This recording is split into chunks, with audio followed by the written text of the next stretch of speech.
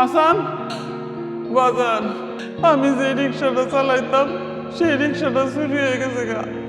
এখন তো রিক্সার মালিক আমার কাছে রিক্সা চাইবো, রিক্সার দাম চাইবো। তুই ছাড়া এই শহরে আমার আর কেউ নাই।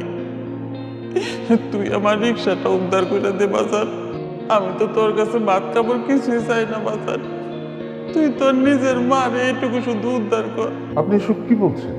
ঠিকই তো কইছি ভাই, আমি তোর মা।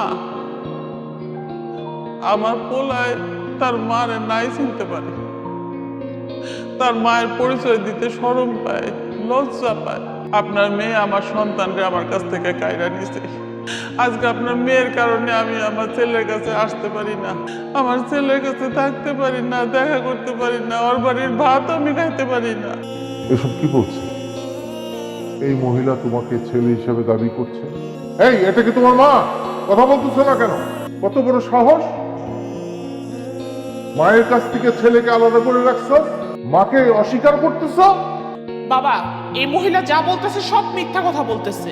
রিক্সা চালক একটা ধান্দাবাজ মহিলা, ধান্দা করার জন্য ঢুকছে এই বাড়িতে, বিশ্বাস করো। তোর সামনে তোর বউ আমার প্রতারক কইতাছে, দান্দাবাজ কইতাছে, তুই কিছুই করবি না। তুই খালি একবার স্বীকার কর যে আমি তোর মা। বাবা, তুমি এই মহিলার কথা বিশ্বাস করতেছো? বিশ্বাস করো না, এই মহিলা একটা ধান্দাবাজ। আব্বা, উনি আসলে মানসিক রোগী, যেখানে সেখানে উল্টাপাল্টা কথা বলে।